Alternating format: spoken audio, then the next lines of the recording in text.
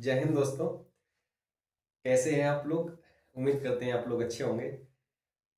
दोस्तों, कल आपका रिजल्ट आया था Indian coast guard assistant commandant का। तो उस पे मैंने एक वीडियो बनाई थी पीएसबी प्रोसेस को लेकर और डॉक्यूमेंटेशन में क्या क्या रिक्वायरमेंट होगी वहाँ पर। तो मैंने उसको लेकर वीडियो बनाई थी और कई सारे भाइयों ने क्वेश्चंस करे थे कि सर मेरा ये डाउट है, मेरा पासिंग सर्टिफिकेट नहीं है, मेरे पास प्रोविजनल डिग्री नहीं है, क्या डिजी लॉकर वैलिड होगा या नहीं होगा, और कास्ट सर्टिफिकेट या फिर कैरेक्टर सर्टिफिकेट में क्या बनवाना है, इसकी वैलिडिटी क्या है। ये सारे क्वेश्चंस करे थे। तो दोस्तों, आप वीडियो को पूरा देखना और मैं आपको बिल्कुल सही चीज बताऊंगा क्योंकि मैंने खुद एसएसबी दे रखी है 17 टाइम्स। एंड तो मुझे लगता है कि मैं सही इंसान हूँ ये चीज बताने के लिए। आपको क्या क्या डॉक्यूमेंट्स हैं, बिल्कुल जेन्युइन डाउट आपके दूर करूंगा।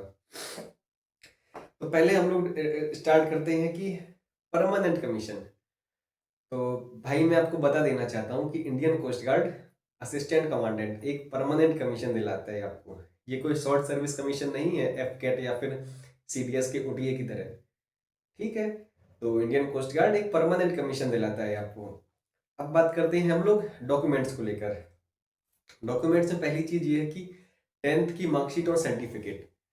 तो जो स्टेट बोर्ड्स होते हैं उसमें तो पासिंग सर्टिफिकेट और मार्कशीट दोनों अलग चीज होती है, अलग से आपको मिलता है।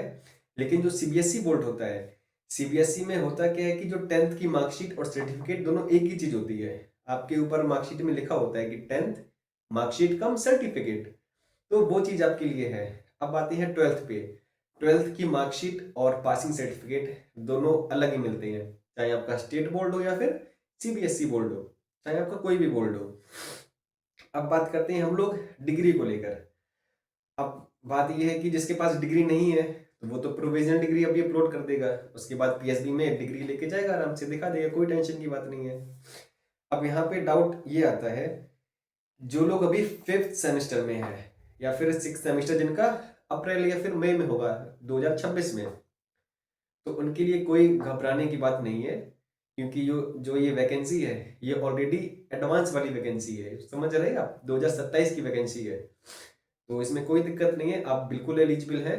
आपको बस एक काम करना होगा, इंडियन कोस्ट गार्ड की वेबसाइट पे जाके एक सर्टिफिकेट कम अंडरटेकिंग है जिसमें से आपको ये करना होगा कि जो आपका कॉलेज है, जो आपका यूनिवर्सिटी है, वो सर्टिफाई कर देगा कि अभी मार्क्स जो अभी आपके एग्जाम्स हैं वो कंडक्ट नहीं करे गए हैं और जून या फिर जुलाई तक आपके एग्जाम्स का रिजल्ट आ जाएगा अगले ईयर, अगली साल 2026 में।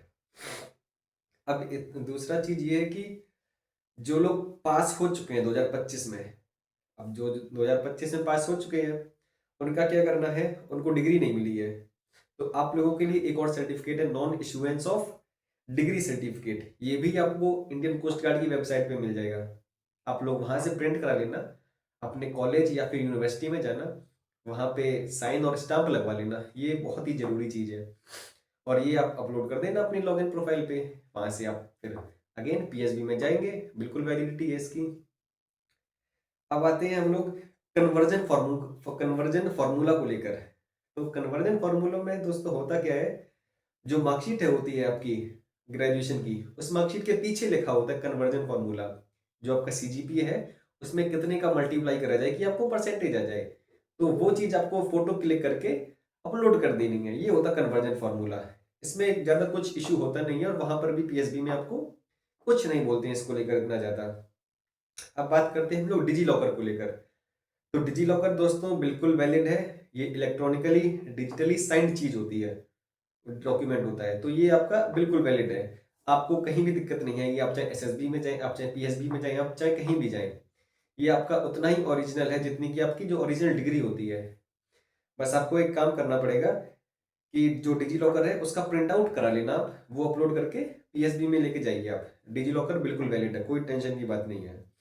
बाकी जब आप पीएसबी में जाएंगे तो वो आपको बोलेंगे कि आप एफएसबी तक, जो फाइनल सिलेक्शन बोर्ड होता है, वहां पे आपको दिखाना होगा ओरिजिनल डिग्री। तो उसमें कोई घबराने की बात नहीं है। और जिसके पास अगर डिग्री नहीं है अभी, जिन बच्चों के, जो लोग अभी कॉलेजेस में हैं, यानी कि उनकी डिग्री जो यूनिवर्सिटी है वो दूसरी है, तो उनको क्या करना है, अपने कॉलेज में जाके जो मार्कशीट ले लेनी है, प्रोविजनल डिग्री बनवा लेनी है।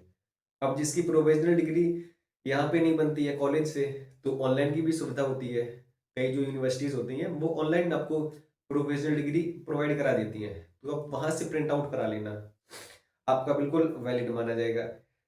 नेक्स्ट हम लोग बात करेंगे कैरेक्टर सर्टिफिकेट की।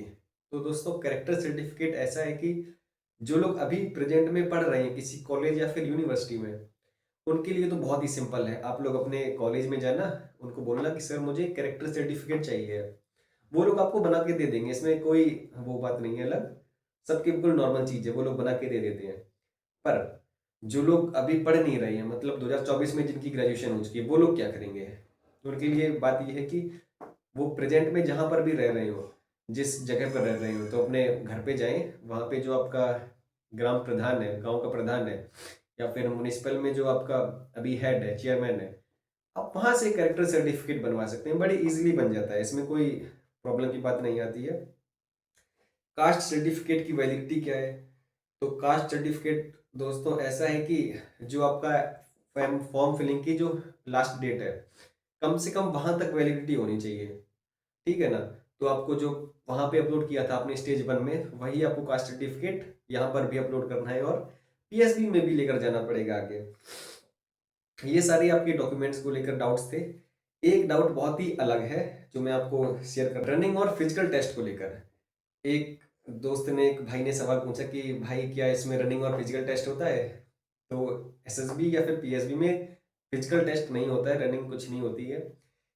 दो टेस्ट जरूर होते हैं आपके एसएसबी में, लाइक ग्रुप ऑब्स्टिकल रेस और इंडिविजुअल ऑब्स्टिकल्स, जिसमें आपको आपकी शारीरिक क्षमता का प्रदर्शन करना पड़ेगा। बाकी पूरी पीएसबी और पूरी एसएसबी सिर्फ और सिर्फ आपकी मेंटल टेस्ट लेता है, ठीक है? तो आपको फिजिकल स्ट्रेंथ की जरूरत नहीं है। अब आपको प्रो टिप मैं ये देना चाहता हूँ यहाँ पे कि जितने भी लोगों को डॉक्यूमेंट्स में कोई भी दिक्कत आ रही है, आपको बिल्कुल नहीं घबराना है, पर आपको पीएसबी जरूर अटेंड करनी है। वो क्यों अटेंड करनी है? क्योंकि अगर आप पीएसबी अटेंड करेंगे और आप क्लियर कर लेंगे पीएसबी यानी कि स्टेज 2, तो आपको डॉक्यूमेंटेशन का टाइम मिलेगा।